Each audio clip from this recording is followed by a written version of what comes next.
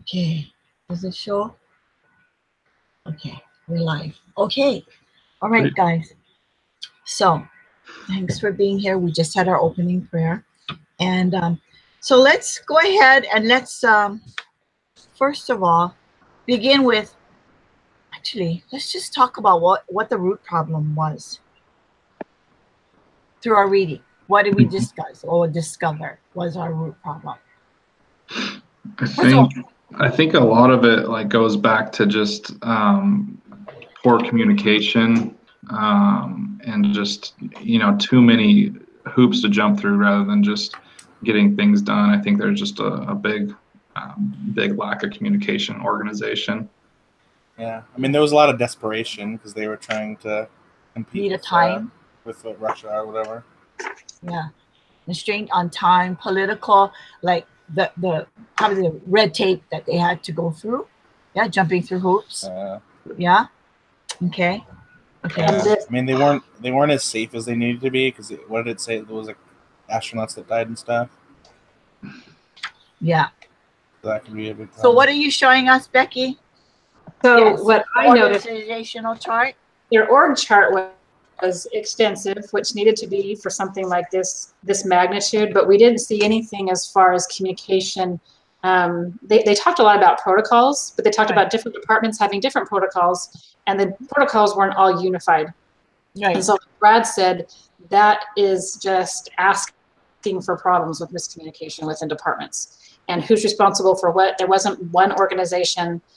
Like typically there's a project manager, right? So that project manager starts from the beginning to the end to make sure that all the components in between are talking to each other.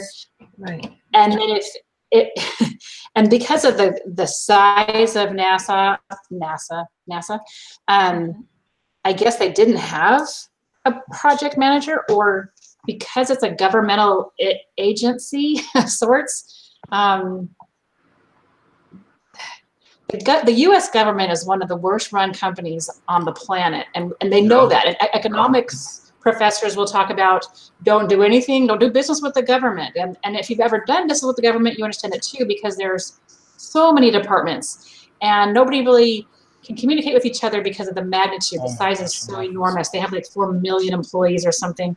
NASA kind of has the same situation, and when you've got people's lives in their hands, they obviously had a miscommunication issue and also an org chart issue.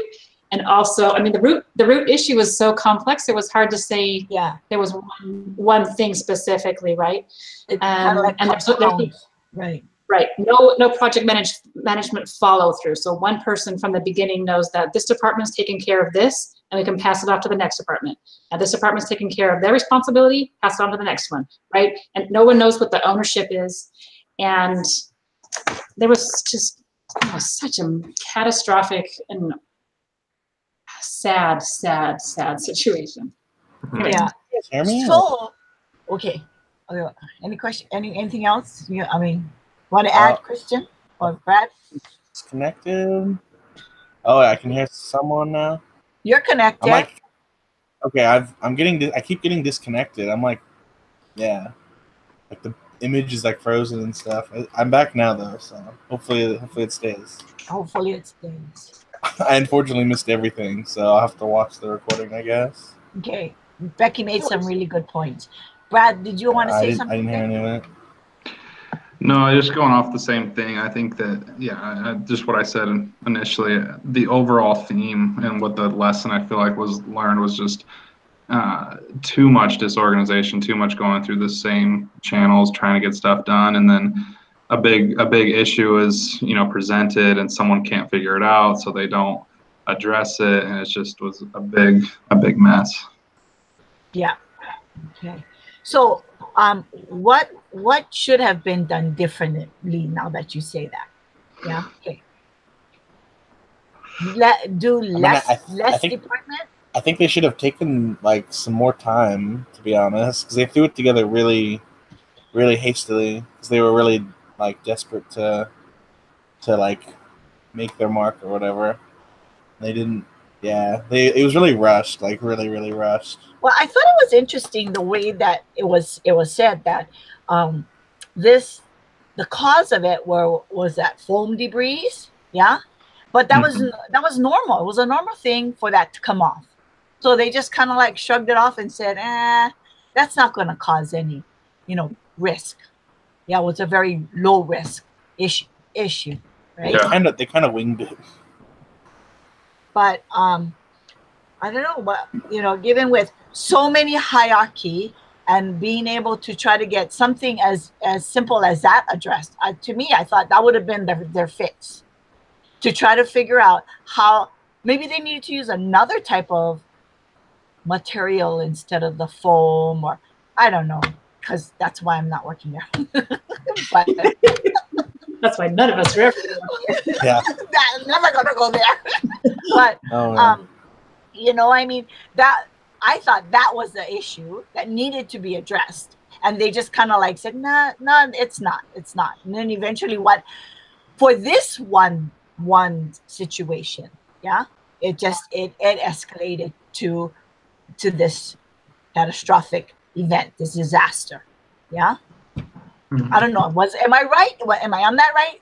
I think I agree. I agree with what you're saying. And I also am, to kind of build off of what you said, there were inconsistencies for decades that were not addressed because the effect was minimal.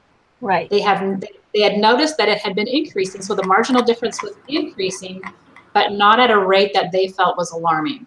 But they refused to address that issue, and others too, right? It wasn't just the foam or the falling off or the debris, whatever. There was other things too that they were saying, the marginal risk is low, so we're not going to worry about it. Right. As opposed to perfecting the system, and especially when they decided to take on this Columbia Space Shuttle mission where they were wanting to have, I think, 50 flights in a year, and that's an average one a week. And one of the astronauts said it was kind of the equivalent of what they thought was hopping in a 757 and flying to Disney World, right? So it was going to be that easy, and it wasn't. They were having major problems with liftoff.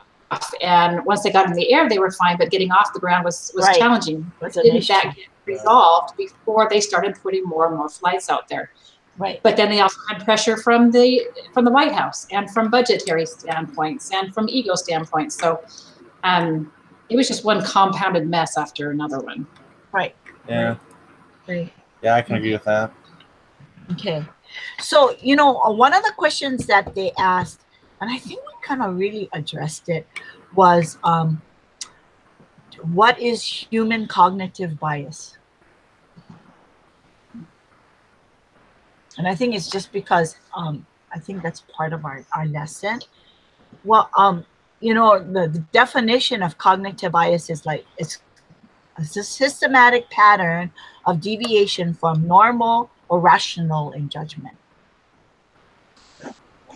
So a limited capacity for information processing. What, Becky? When you keep doing the same little thing wrong and it compounds, you get to the point where it's not that big of a deal. I like to think of it like as in like the word of wisdom. Okay, so I had some caffeine, it's not that big of a deal, but then that kind of is like, well, then I don't mind. It's okay if I have a coffee every once in a while because it's just caffeine. It's like having 2 Cokes or whatever the equivalent is. I don't know.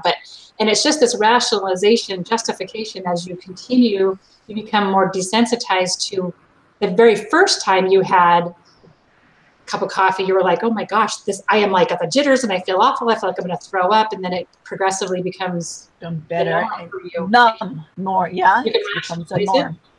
Right. Mm-hmm. That's a very good point. Yeah. Yeah. That is a good point. That makes sense. Yeah. So I guess in this case, this case study that we're reading, what evidence was present in this cognitive framing, I guess is what it's called.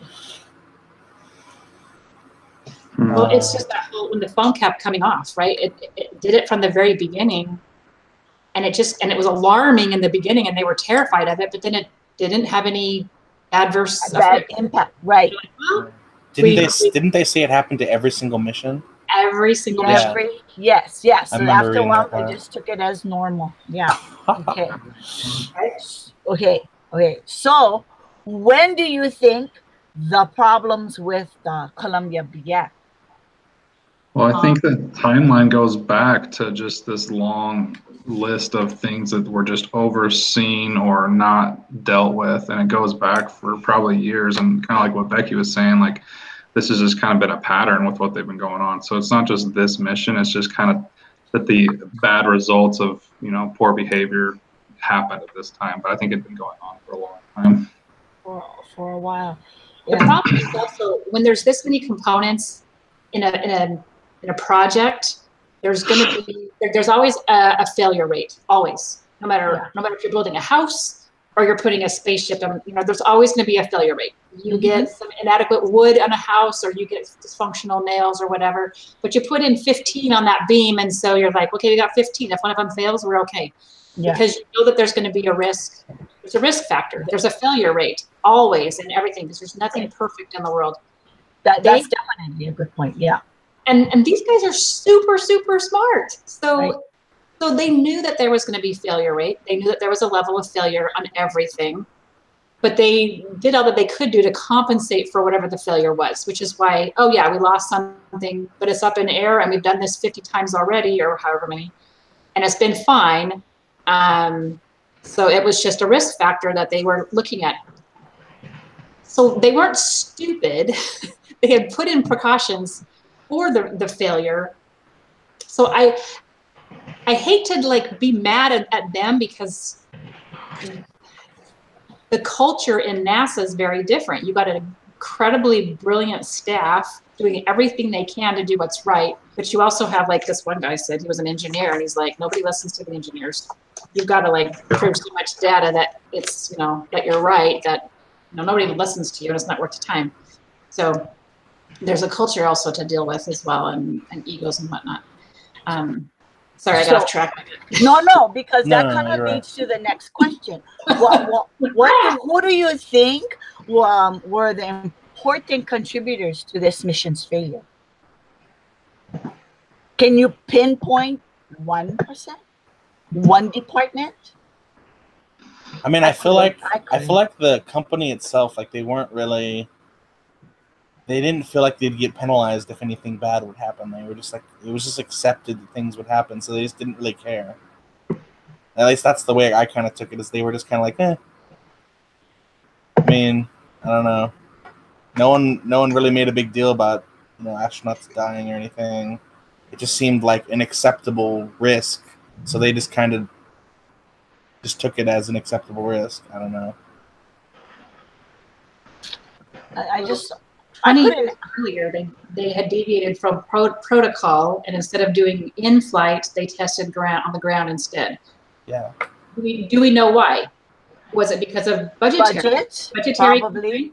Financial. Does it say that? We don't know. Oh. They made the choice. The agency deviated from protocol and allowed the newly designed SRBs and external tank to be ground tested rather than tested in flight. They also used probably cheaper. Yeah, it could have been a budget reason. It could have been a time reason. It could have been, we're so smart that we can duplicate the environment up there here for substantially less, and we can get it up on the, so we don't know why. Yeah. Yeah. Okay, so, and I guess we really can't pinpoint one contributor that would cause this mission to fail. And when they had asked this question, I was thinking to myself, I actually kind of went into the to the statistics. Anyway, I'm gonna finish this. The questionnaire is up, and another question I wanted to ask is, what is the concept of the team design? What was the concept of the team design that did this the shuttles? They built the shuttles? Is that what you're saying? Yeah. That created. I mean, it was not just one department. It was several, right? Yeah. That created this shuttle. But there were four. Okay, there are four conditions that would increase a team's effectiveness. One was to have clear boundaries. The The second one was to have compelling direction. The third one was structure. And the fourth one was the system that supports the team in completing their work. Do we see that in our reading? What was the last one? System that supports the team in completing their work. I don't think so. I don't. No. I don't think they had them because they were just getting pressured to finish stuff. That's really all that was going on. And they were all just rushing to do the best job they could. I don't think they really had any of those. At least not much. So I can see that they had boundaries. Every department had boundaries. There was definitely protocols. And everyone seemed to be afraid to overstep their boundaries. So there was boundaries put in place. There was direction. Yeah, Everyone responsibility was. I just don't know that they saw the big picture on how their segment cohesive to another segment. Yeah. As much as it could have been. I mean, they of course know that one part helps another part, but maybe there could have been more clarification on their direction. The structure, obviously there was some infrastructure breakdown in this whole experience. And then the systems supporting the team, no, that seemed to be, like the fourth one seemed to be the biggest dysfunction to me. Yeah, I don't think they had the fourth one. Okay. So I think, when we had asked the question prior, who was responsible, I think this actually became the whole NASA's leadership. Yeah. Everyone as far as working together as a team. Now, as I kind of like Googled and went to look on to see the successes of NASA, because really there were only two failures. Yeah, that was the Challenger and Columbia mission. That were the two failures. And out of the 30 years that NASA was doing these shuttles, there were 135 missions. Oh, and really? out of the 135 missions, only 2 of these had failed. Yeah, they had a good success rate. Kind of thing. So just like Becky, you were saying, I mean, there are risks in everything we do. Yeah, the decision makings that we do. Yeah. So I just thought that was interesting. That's And good. and out of 833 total crew that astronauts that actually took shuttles into space, there were 14 that lost their lives. 883? 833. Oh, 33. Wow. Still, that's a lot more than I thought. Yeah.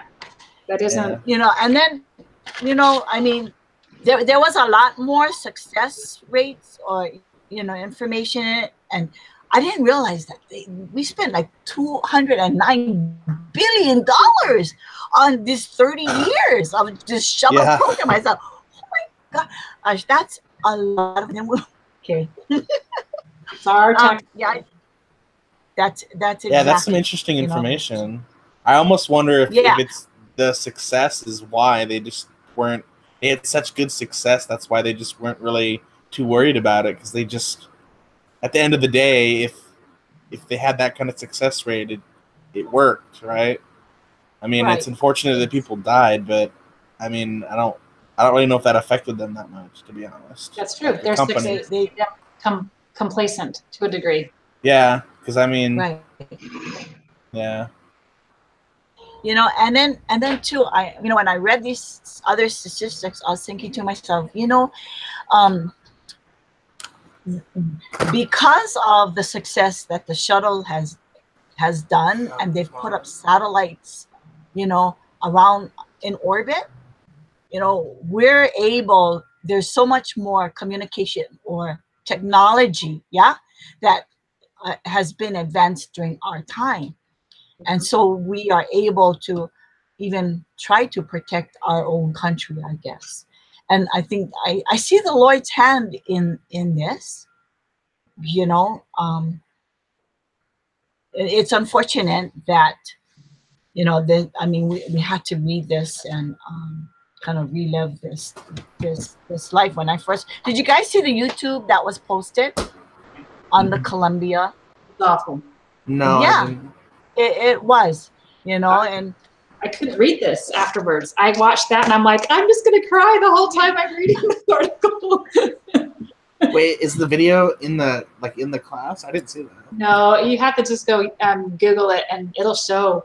There's documented footage of it falling apart, and then the bodies and the parts of the Challenger. They have all the pictures of them. Oh, Stephen's oh, here. hi, Stephen. Hey guys, sorry, I just checked my email. No, No that's problem. Very good. It's daylight savings time. Yeah, it's pretty last minute, so. Yeah. No worries. We've only been Some states do it and some don't now. So Yep. Exactly. Yeah, Okay. we were trying to find a new time for next week or whatever. Oh yeah, let's do that before we're at the very end. We can make sure that we're on the same. Yeah, I figured that's what we were gonna do. That's a great idea. Okay. Well, we were actually towards the ending of our questionnaire.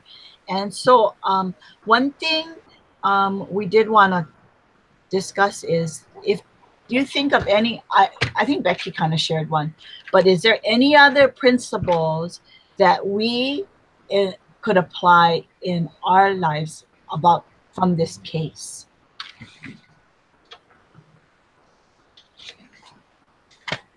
Like, well, no.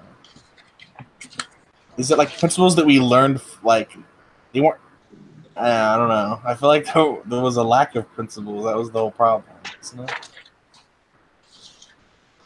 Yeah, probably with I mean, yeah, definitely learning what not to do and seeing, learning from this example. But yeah, I mean, the need to, I think with that email and everything, or the leaders, they kind of just went through the motions and jumped through the hoops of their protocol and what they needed to do without seeing like the bigger vision. Like, are we sure that everything's okay? Are we really being thorough and double and triple checking everything? They just kind of were checking off the list, it felt like. And I know that I can do that. And like, a big part of this class is like, you know, learning the organization and all those things. And so I think that's a big thing, is just preparation and organization and communication.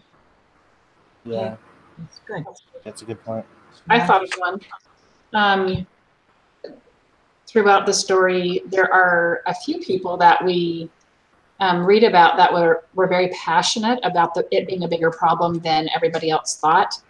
I'm looking at the email that Rodney Roca drafted on day 6, where he didn't actually send because he didn't feel that it would be received because it was over his head, where he was very adamant about it not,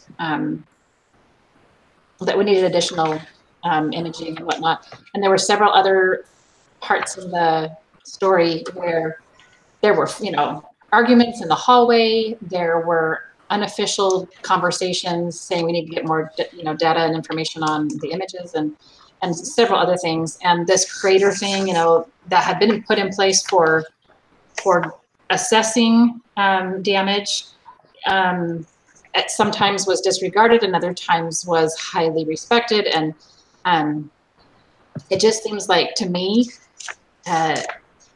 if we put this into our lives, it would be that when the Spirit says to do something, you listen and you don't disregard it. So kind of like there were people that may have not had a whole lot of power or influence, but they knew in their heart, they knew someplace in their head or their heart or whatever, that it was not right and it needed further investigation.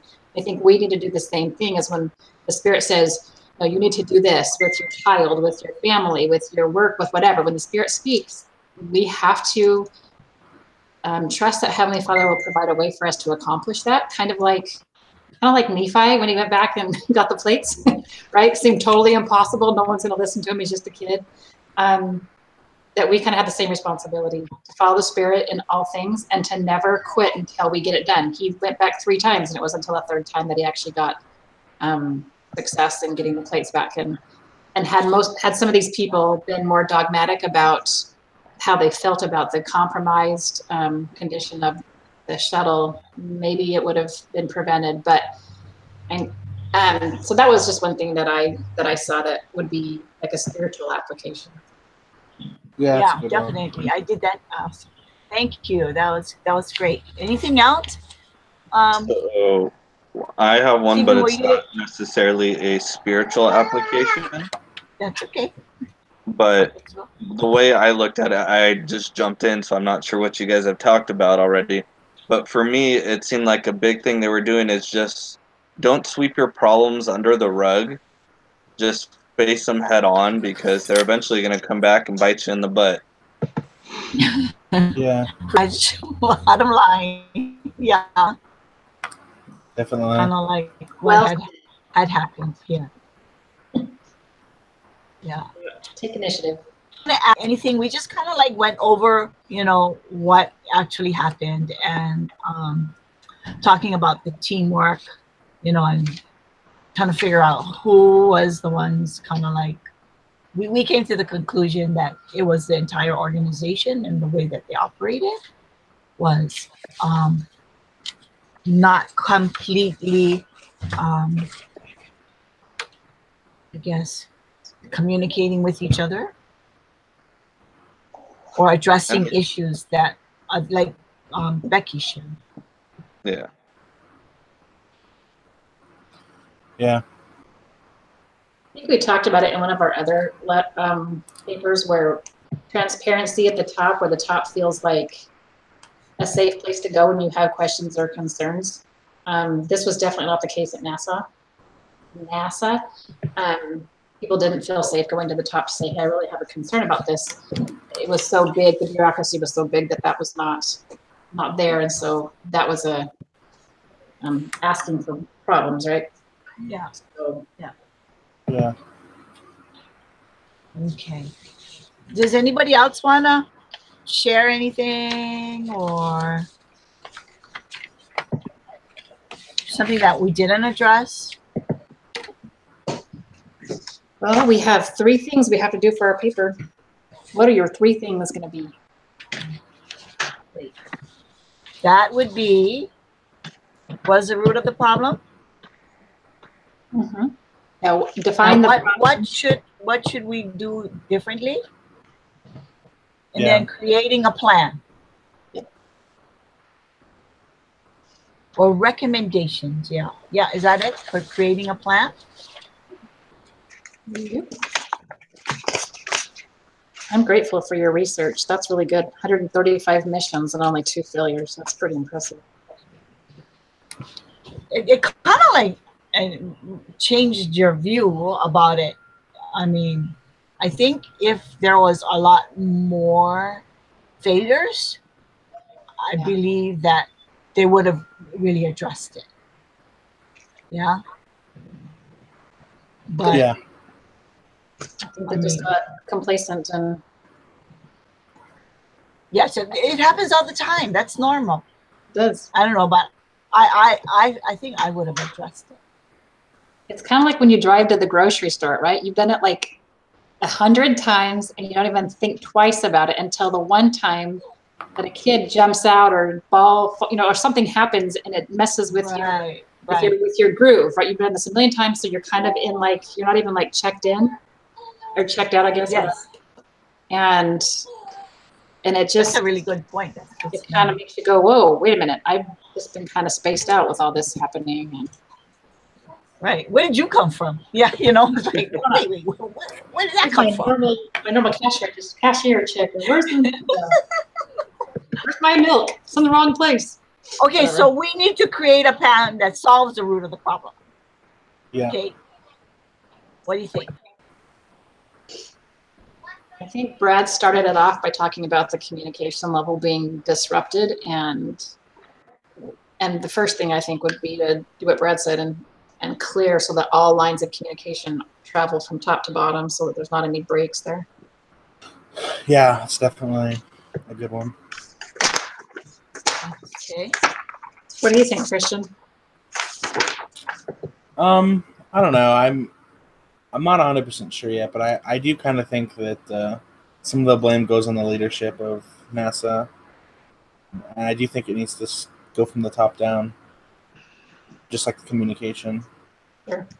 Communication was the biggest, and I think if everybody listened, like even to the engineers that had that concern, yeah, maybe somebody should be addressed or should be assigned to address the key concerns. I don't know. Lay it out on the table and say, okay, guys, here, these are the concerns. Let's go through them. I don't know, and prioritize them. I wonder if they did do that and said, and that one kind of fell down low on the list. I don't know. I think they were just really complacent. They were just more focused on all their successes than if anything were to happen. It was what? It was like 135 successes and 2 failures Total, or whatever. 135 total missions. Oh, total. Okay. Yeah. It's 100. Was that just for the space shuttle? Yes. That's just for the space Yeah, shuttle? Just for NASA. 135. Yeah, I think it's definitely complacency. Okay, that was just for the space shuttle. So okay, so step 2. Or is that's pretty much what our plan would be. Create an open communication. Yeah. Between all and levels. one thing I think they should also do is address every concern, no matter how little it is, because these are multi-million-dollar projects. If somebody has a little concern about something, it can grow into something big. So at least investigate every concern. Okay, good. Is what I think. Definitely. Yeah. And you know, I was thinking when I was looking at this. Because you can have open communication, but Finish, Stephen. I was just gonna say, if you have open communication, that's great. But unless you do anything about the problem, then that's where the issue stems. You need to have that open communication, and then make sure that there's follow through with the problems that are addressed. Okay, that's definitely correct. Follow through.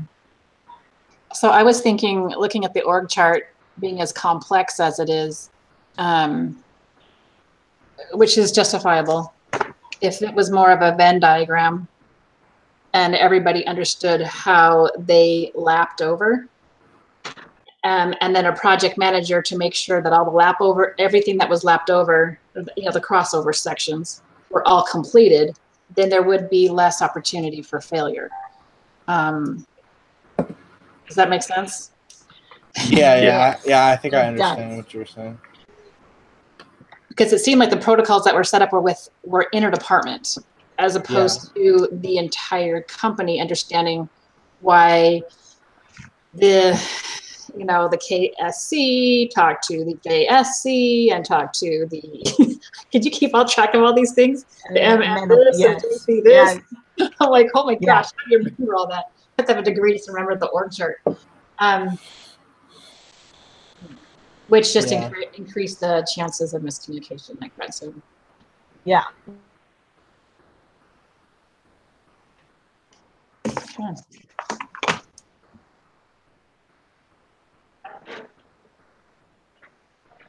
Taking notes.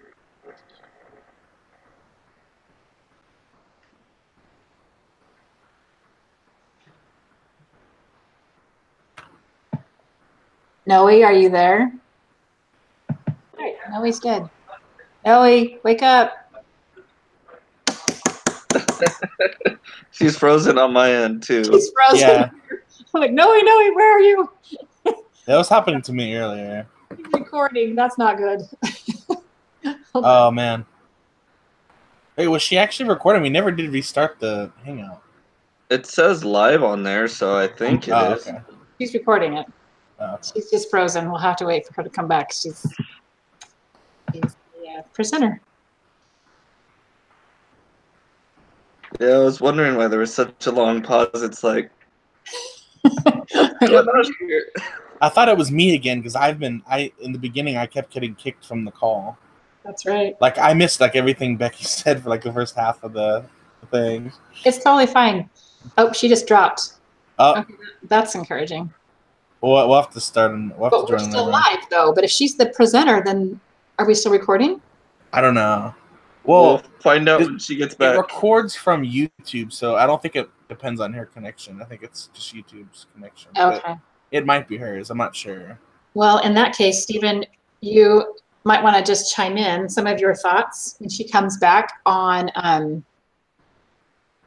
dysfunction, effectiveness, whatever of this situation, so that you can kind of throw in your 2 cents worth for. Yeah, for me, reading the case, it just seemed really redundant. It's just like there was one problem and they just kept ignoring it. It's like, oh, it's not a problem. We're getting budget cuts, so we're not going to worry about it even more. We're just going to take our quality test, which is the photographs that make sure everything's there to make sure our quality is good, and we're just going to let that dwindle down so we won't know how our quality is really doing, and just they just kept ignoring their quality, and then communication was just out of the loop, and I would have not liked to work there in the early 70s. Yeah. Oh, good point. But this article is also written with the focus of the problem is the foam. Yeah. Right? Yep. So every single mission. When you work at NASA, there's not just foam. There's like thousands of components. What's the blood pressure of the astronauts? What is the how much water do they have in their tank? How many fuel? All the fuel cells full, and there's like so many things that are going on. So this article was definitely written specifically to address the issue that caused the problem, for sure. I mean, I wonder how aware they actually were even of it. If they just, it might have just been the people. Like, I know there were definitely people who ignored it, but I wonder how overall everyone was aware of it. Yeah, I think it was definitely at the forefront, but there were probably lots of things at the forefront. Right. Yeah, exactly. That's what I meant. To decide. Like, how visible was it? Because if there's 1,000 things that they, everyone's aware of, it wasn't that big of a deal to them at the time. And that's the hard thing to grasp about cases, because we have ones like 2 weeks ago where we had everything given to us, and then this one is like a microscope. Let's put the blinders on. This is all you get to know. Yeah, and it's hard to know what else is going on. So right, thanks. Yeah, that's kind of like why I went into that. Statistics, Is it still recording? It is. It's still recording, but I don't know if it recorded while I was my internet got. It did. Okay, good. That's the main thing. Okay. That is the main thing.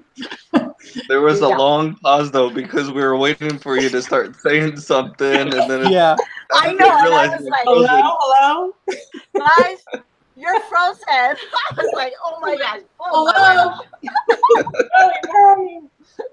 So sorry, guys. I'm so sorry about that. Well, that's not under my control. What can I say, right? It happened. Anyway, we're coming to the ending, and so is there anything else anybody else wanted to share before we go into the next meeting time and all that stuff? We're good? No, I think we covered it pretty well. I'll have to watch the video since I didn't realize we were meeting so much earlier.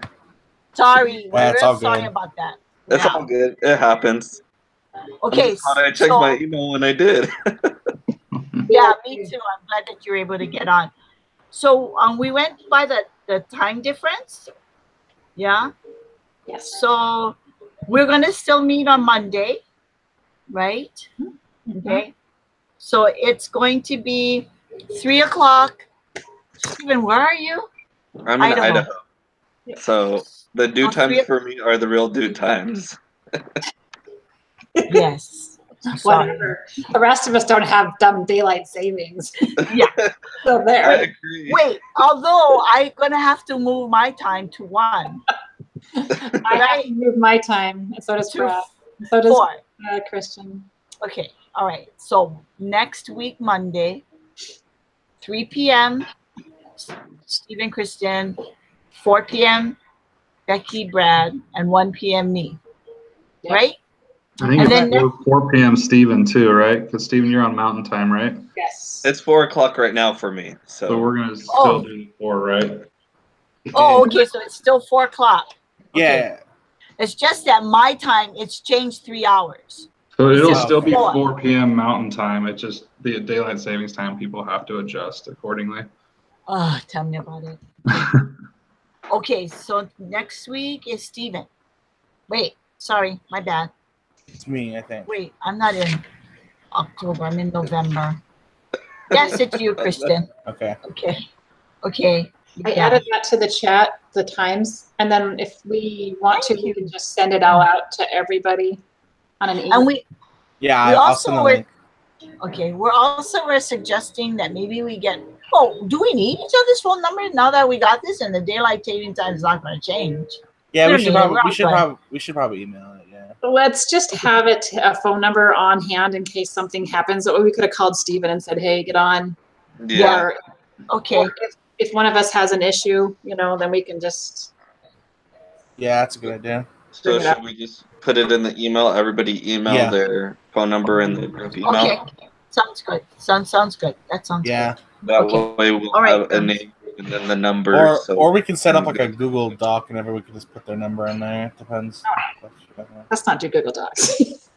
Too much work. That's way too much work for me. Thank you. Okay, sorry. No. I don't mind doing the email though with everybody's information on it. I got Brad's. He put his in the group chat. Let me just. I didn't put mine down.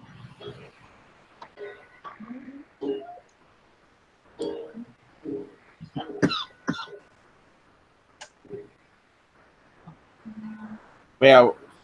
So we're putting the emails in the group chat, or not emails, the phone numbers, or we're just gonna email it. Well, I yeah. just put mine in the email and sent it out. So Okay, yeah, I'll just email it. Okay. Then sounds good.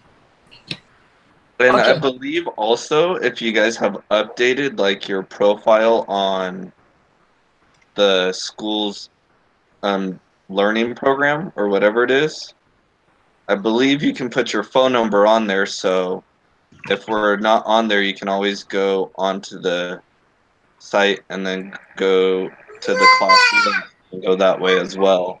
I couldn't find anybody's phone number. I could only find emails on the. I think it blocks them. I'm not sure.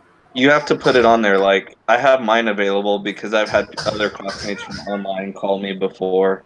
Oh, you can set it to like available or hidden or whatever.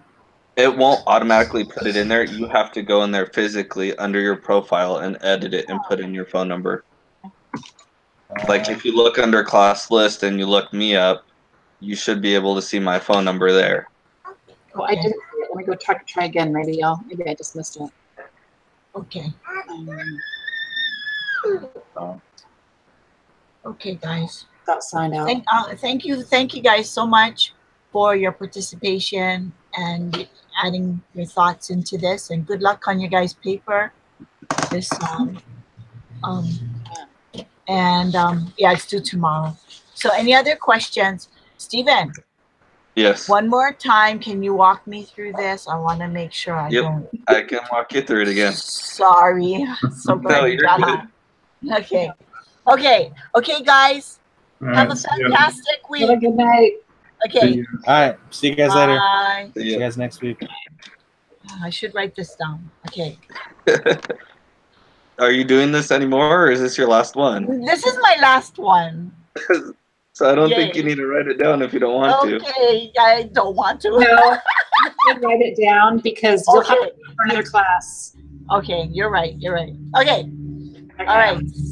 So if I get out, wait, I'm gonna put this on the side. Okay. So now I'm back on YouTube events. Yep.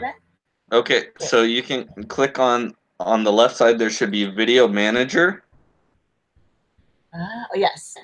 You click on that, and your top one, your video should be whatever you just live made. streaming. Yeah. Oh yeah. Okay. Yeah, live streaming. So you want to click on that, and it should open up the video. Live streaming. And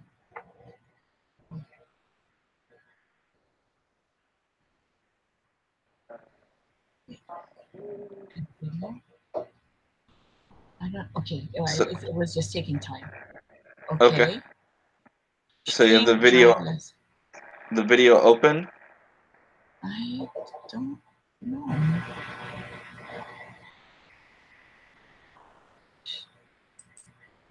All right. So are you under live streaming, or are you under Video Manager when you look at the little left-hand bar? I'm under. Well, I was under live. Wait, shoot. Video man. Okay, got it. Oh wait, shoot. Oh wait, don't do this. Sorry. Okay. Video man. Okay. I'm on. No, that's lesson 6. Shoot. Have you stopped this recording yet? No. Okay. No, it's still going. All right. So if it's still going, it should be that video right under live streaming then. Wait, it says stream now. No, wait. Live events. Yep, Hey, go down come- to your events. Okay. All right. Yes, Should this be is right it. there. Okay, Then it's click on the one you want, okay. So the video. and then copy that YouTube link at the top in your address bar. Okay, copy that. And that's what you use to send to the professor. Oh my gosh, he's going to see all of this. Okay. It's all good. It's just showing that students are helping each other, right? Yes, you're right. Thank you so much. I really appreciate it. And No I'm problem. in 321.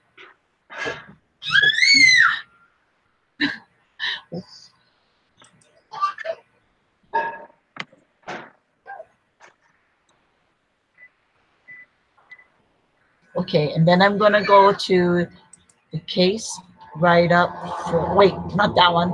Ah, gosh, no. Yeah, don't submit it as the write-up. Yeah, I don't want that. You'd be like, what the heck? Okay, wait. The case study activity. I'm listening to myself. It's a little weird. You can pause the video so you're not listening to yourself over and over again. That's exactly. Should I pause the video? Should I stop it already? Yeah, you can stop it if you want.